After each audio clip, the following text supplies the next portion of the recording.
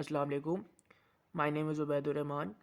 My CMS ID is 470984 and I have chosen Snake Game as my FOCP end semester project for my group, which consists of Samir and Rajinder.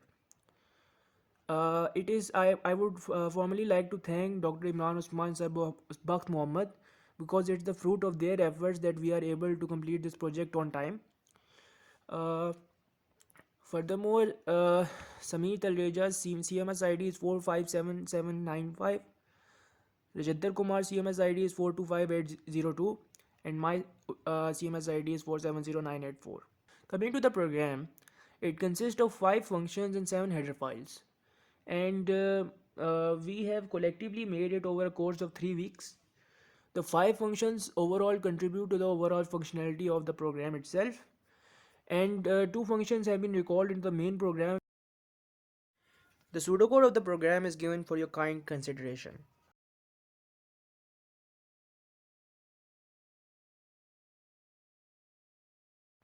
Now I would like Samir to start the program presenting the header files first. Assalamu alaikum. My name is Samir.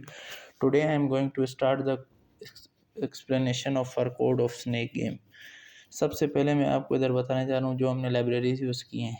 First library जो हमने use की है Conio.h. Conio.h जो use की जाती है console and input and output के लिए. इसके अंदर हमने डिफरेंट फंक्शंस यूज़ किए हैं अपने गेम के अंदर Conio.h के, जैसे गेच. सेकंड हम चलते हैं हमारी लाइब्रेरी की तरफ जो हमने यूज़ किया है वेक्टर लाइब्रेरी. वेक्टर लाइब्रेरी होती है डायनेमिक एरे रिसाइजिंग वगैरह के लिए, जो हमें अपनी स्नेक की टेल के लिए यूज़ की है. Third library graphics. Graphics use होती है कंसोल के अंदर जो ग्राफिक्स कलर्स देने के लिए, जैसे कि फ्रूट का कलर, स्नेक के कलर, वो हमने इसलिए यूज़ की है ग्राफिक्स देने के लिए गेम को. उसके बाद हमने यूज़ किया DOS.h. DOS.h जो है डिस्क ऑपरेटिंग सिस्टम्स के लिए यूज़ होती है. उसके बाद हमने यूज़ किया Studio.h. Studio.h जो है standard input and output functions देती है, जैसे कि printf वगैरह. उसके बाद हमने यूज़ किया stdlab.h. stdlab.h जो है जनरली यूटिलिटी फंक्शंस देती है, जैसे कि मेमोरी एलोकेशन वगैरह. उसके बाद हमने यूज़ किया time.h जो मैनिपुलेट करता है snake timing in the console. अब हम आगे बढ़ते हैं और अपने वेरिएबल्स की तरफ जाते हैं जो ग्लोबल वेरिएबल्स हमने डिक्लेयर करवाए हैं गेम के लिए. सबसे पहले हमने डिक्लेयर करवाया snake length and maximum length, जो कंट्रोल करता है स्नेक की इनिशियल एंड मैक्सिमम लेंथ. उसके बाद हमने डिक्लेयर किया स्नेक एक्स स्नेक वाई, जो रिप्रेजेंट करता है स्नेक की इनिशियल पोजीशन स्क्रीन के ऊपर कंसोल के अंदर. उसके बाद हमने इंट्रोड्यूस करवाया डायरेक्शन एंड लास्ट डायरेक्शन, जो ट्रैक करते हैं स्नेक की प्रीवियस एंड करंट डायरेक्शन. उसके बाद हमने इंट्रोड्यूस करवाया बूल इस प्लेइंग, डिटरमाइन करता है गेम क्या चल रही है या नहीं चल रही. फिर हमने यूज़ किया हुआ है फ्रूट एक्स फ्रूट वाई, जो स्टोर करता है फ्रूट के कोऑर्डिनेट्स. उसके बाद हमने यूज़ किया बूल हैज़ ईटन, इंडिकेट करता है कि स्नेक ने क्या फ्रूट ईट किया है या नहीं किया है. देन हमने इंट्रोड्यूस किया है वेक्टर में टेल एक्स टेल वाई, जो टेल के सेगमेंट्स होते हैं वो कोऑर्डिनेट्स टेल के सेगमेंट्स के वो होल्ड करता है. उसके बाद हमने यूज़ किया tail index and maximum tail index, जो मैनेज करते हैं स्नेक की टेल लूप के अंदर. एंड एट लास्ट जो हमारे ग्लोबल वेरिएबल्स हैं वो प्लेयर स्कोर एंड स्कोर है, जो स्टोर करता है आपका स्कोर और डिस्प्ले करवा देता है स्क्रीन के ऊपर एट द एंड में. उसके बाद हम आगे चलते हैं जो हमने फंक्शन यूज़ किए हैं गेम में. सबसे पहला फंक्शन हमने यूज़ किया है स्टार्ट गेम, जो इनिशियलाइज करता है गेम की सेटिंग्स को. उसके बाद दूसरा फंक्शन हमने यूज़ किया अपडेट गेम, जो हैंडल करता है गेम की लॉजिक वगैरह को. थर्ड फंक्शन हमने यूज़ किया है मूव स्नेक. मूव स्नेक जो है स्नेक की मूवमेंट को कंट्रोल करवाता है. फोर्थ फंक्शन हमने यूज़ किया है जनरेट फ्रूट. जनरेट फ्रूट जो है रेंडमली प्लेस करता है स्क्रीन के ऊपर फ्रूट्स को स्नेक के लिए. फिफ्थ फंक्शन हमने यूज़ किया रेंडर ग्राफिक्स, जो गेम के कंसोल के अंदर ग्राफिक्स डालने के लिए यूज़ किया गया है. अब हम आगे बढ़ते हैं अपने मेन फंक्शन इंट मेन के अंदर. इसके अंदर हमने सबसे पहले इंट्रोड्यूस करवाया है स्टार्ट गेम. चले मैं स्टार्ट गेम के फंक्शन को एक्सप्लेन करता हूँ. सबसे पहले स्टार्ट गेम के अंदर हमने सबसे पहले स्प्रिंट एफ यूज़ किया है. स्प्रिंट एफ यूज़ होता है प्लेयर के स्कोर के लिए. ये स्कोर को जो है स्ट्रिंग के अंदर स्टोर करवाता है और वो बाद में हमें प्रिंट दिलवाता है. उसके बाद हमने यूज़ किया एस रैंड टाइम नल. ये टाइम नल जो है रैंडम नंबर जनरेट करवाता है करंट टाइम के साथ. उसके बाद हमने यूज़ किया इंट विंडो. इंट विंडो जो है हमारे जो साइज़ ऑफ कंसोल होता है वो हमने उसके लिए यूज़ किया है। इसके अंदर हमने रखा है 354 स्नेक गेम। 350 जो है विड्थ है पिक्सल्स की, 350 पिक्सल विड्थ है हमारी गेम की, 354 पिक्सल्स हाइट है और स्नेक गेम टाइटल है उसका। उसके बाद हमने ड्रॉ कर रहे हैं इधर गेम के एलिमेंट्स। सबसे पहले हमने टॉप पर एक ग्रीन रेक्टेंगल ड्रॉ किया है दोनों साइड से। उसके दरमियान हमने जगह छोड़ी है जहाँ पर प्लेयर का स्कोर डिस्प्ले होगा दरमियान में, दो बॉक्सेस के दरमियान, ग्रीन बॉक्सेस के। अब हम जनरेट करवा रहे हैं आगे। इसके बाद fruit X and fruit Y function के अंदर, फ्रूट एक्स और फ्रूट वाई जो है फंक्शन के इस गेम के अंदर जनरेट होंगे फ्रूट्स जो विद इन द कंसोल। और इसके अंदर हमने गैप रखवाया है 10 बाई 10 पिक्सल, मतलब कि बॉर्डर लाइन को फ्रूट हमारा टच ना करे। एंड में जब हम फ्रूट ड्रॉ कर लेते हैं तो ये फंक्शन जो है ना फ्रूट के अंदर कलर डाल देता है रेड। हम एंड में जो है फ्रूट के अंदर रेड कलर डलवा देते हैं और यहाँ पर ये फंक्शन ख़त्म होते हैं।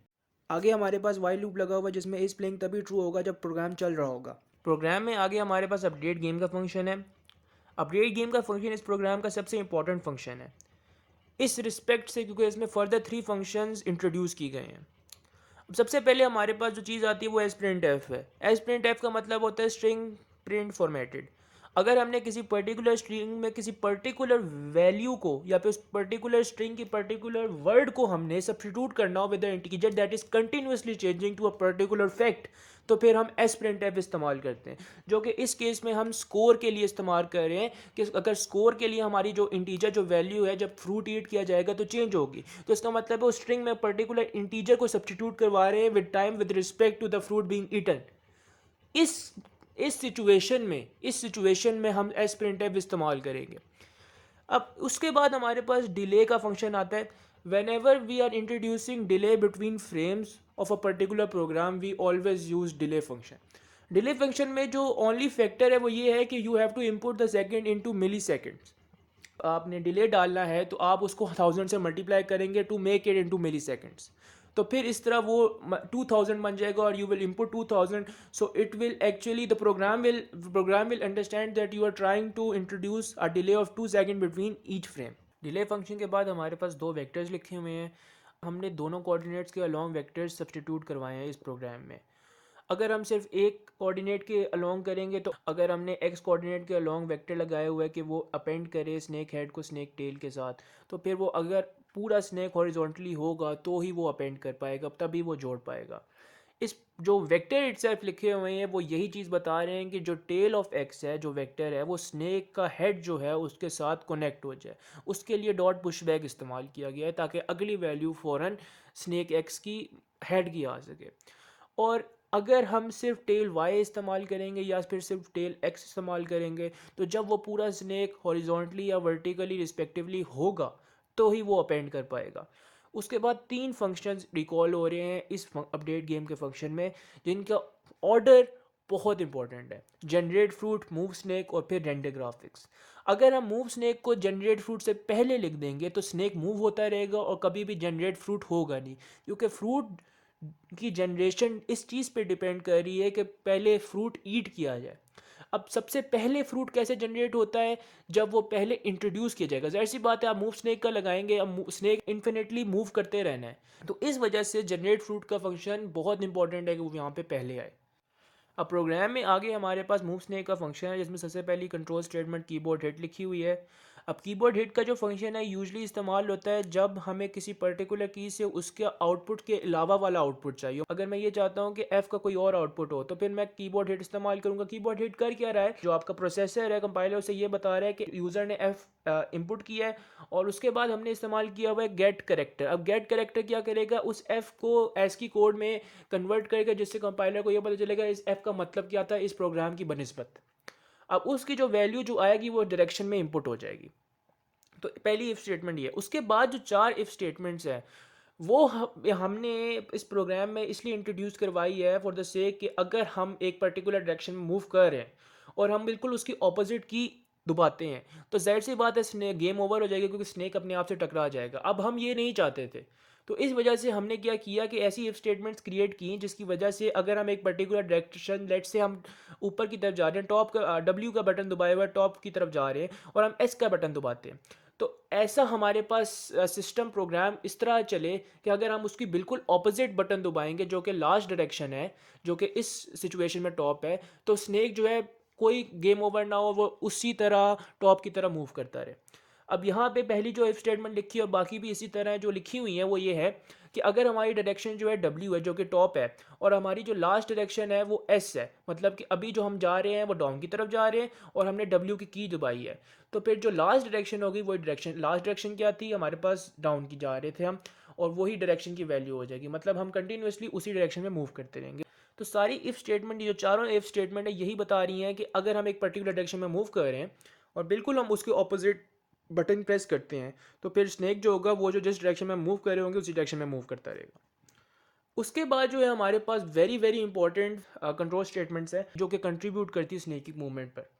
कंप्यूटर ग्राफिक्स में जब भी हम वाई कोऑर्डिनेट वाई एक्सिस के लॉन्ग मूव कर रहे होते हैं, तो पॉजिटिव वाई के अंदर जाने के लिए माइनस करते हैं और नेगेटिव वाई के अंदर जाने के लिए प्लस करते हैं। अब यहाँ पे जो वाई एक्सिस है उसमें हमने ये किया हुआ है कि हमने एस अगर डायरेक्शन होगी, एस डायरेक्शन का मतलब ये है कि डाउन की तरफ हम डायरेक्शन है, तो वाई कोऑर्डिनेट में डाउन जो होता है नेगेटिव एक्सिस होता है, लेकिन यहाँ पे हम +10 करेंगे क्योंकि हम जब भी अलॉन्ग वाई एक्सिस नेगेटिव जाते हैं तो हम प्लस करते हैं, और जब भी हम अलॉन्ग पॉजिटिव वाई एक्सिस जाते हैं तो हम माइनस करते हैं, और यहाँ पे हमारा फंक्शन एंड होता है।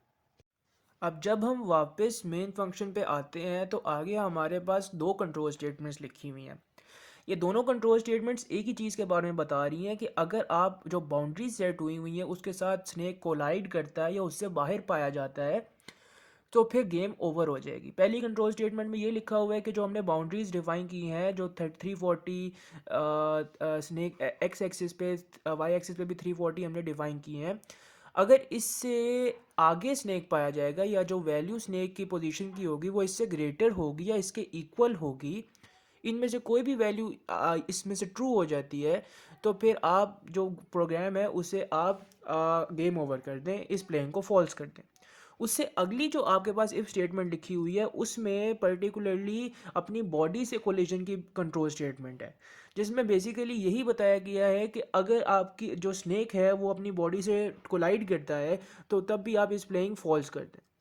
अब पर्टिकुलरली इसी इफ स्टेटमेंट के अंदर यही चीज़ लिखी हुई है कि 3 से छोटी लेंथ के ऊपर स्नेक अपने साथ नहीं टकरा सकता, और अगर 3 से ऊंची लेंथ होगी, बड़ी लेंथ होगी, तो उस पर फॉर लूप लगी हुई है स्नेक की हर लेंथ के साथ, मतलब कि फॉर लूप आइटरेट करेगी स्नेक की लेंथ जहाँ तक उसकी लेंथ है, और वो हर लेंथ पे देखेगी कि उसका हेड उसी पोजीशन के ऊपर है कि नहीं है। अगर वो नहीं होगा तो वो अगले अगली पोजीशन पे चली जाएगी, और जैसे जैसे स्नेक अगली पोजीशन पे जाएगा उसी तरह वो सारी उसकी लेंस को देखेगी कि उसका हेड तो नहीं उसी पोजीशन पे पाया जा रहा।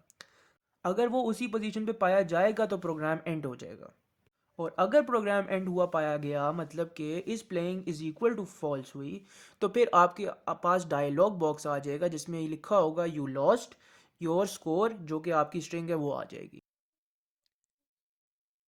Now there is a function of generate fruit where there is a condition snake x is equals to fruit x and snake y is equals to fruit y. This part checks if the snake head is at the same position as of fruit. It makes the condition true, indicating that the snake has eaten the fruit. इसका मतलब ये है कि snake की position और fruit की, मतलब snake के हेड की पोजीशन और फ्रूट की पोजीशन अगर सेम है तो वो इसके लिए ट्रू कर देगा कि स्नेक ने फ्रूट खा लिया है। उसके बाद वो नीचे आके वो कंडीशन चेक करेगा has eaten is equals to true, अगर तो है तो फिर स्नेक की मैक्स लेंथ में इंक्रीमेंट हो जाएगा, स्कोर में इंक्रीमेंट हो जाएगा और स्नेक की लेंथ अपडेट हो जाएगी। वो जो करंट मैक्स लेंथ होगी उसी पे आके वो अपडेट हो जाएगी स्नेक की लेंथ। फिर उसके बाद एक फॉर लूप लगाया गया है that checks that if the newly generated fruit coordinates and coincide with any of the snake tail segment, अगर तो वो फ्रूट रीजनरेट होके स्नेक की टेल के सेगमेंट में कॉन्साइड कर रहा है तो वो उसके लिए एक न्यू रैंडम लोकेशन जनरेट कर देगा ताकि वो स्नेक के ऊपर दोबारा ना आए। Then there is a condition if fruit y is equals to 0, तो वो उसको फ्रूट इज इक्वल्स टू 10 कर देगा and tail index is equals to max index जो है ये दरअसल यूज़ की गई है उसको फिल स्टाइल करने के लिए, उसको रेड करने के लिए और एक रेक्टेंगल ड्रॉ करने के लिए जो कि फ्रूट का होगा, और उसको अभी सॉलिड फिल किया गया है using flood fill. And now at last comes the function of graphics. where we have firstly cleared the whole screen, मतलब उसके लिए हमने फिर clear device का एक struct function यूज़ किया है जिसके लिए हमें पूरी डिवाइस को क्लियर करना है। उसके बाद we have set color green for the topmost rectangle of the console, that's graphic box। उसके लिए हमने उसका कलर ग्रीन सेट किया है और उसको सॉलिड फिल किया है ग्रीन कलर के लिए, जो कि एक रेक्टेंगल है 0 to 0 एंड देन 350 to 10 का उसके कोऑर्डिनेट्स हैं। Then we have use set colour white, मतलब रेक्टेंगल वो जो ग्रीन कलर का एट द टॉप होगा उसके बीच में एक स्कोर का बार होगा 10 to 0 उसके कोऑर्डिनेट्स होंगे, उसी पे वो स्कोर इंक्रीमेंट होता रहेगा और वहीं पे वो डिस्प्ले होता रहेगा। Then there is set colour red and it is basically for the fruit where we have set fill style solid fill and we have created the rectangle। then there is set color white और ये है मतलब snake के head के लिए उसको एक rectangle हमने उस पे वो किया है और उसको हमने सेट फिल स्टाइल से मतलब सॉलिड फिल उसको वाइट कर दिया है और इसी तरह उस पर स्नेक की लेंथ फिर इंक्रीमेंट होती रहेगी फॉर लूप के थ्रू जो हमने लगाया है। जो भी वो वाइट कलर के हमारे सेगमेंट्स होंगे जो टेल में ऐड होते रहेंगे वो बेसिकली फ्रूट ही होगा जो जो जैसे जैसे स्नेक खाता जाएगा और उस पर वो इंक्रीमेंट होता रहेगा। फिर आखिर में मैक्स टेल इंडेक्स इंक्रीमेंट हो रही है और tail index is equals to tail max tail index हो रहा है। And that's the end of the code. Thank you.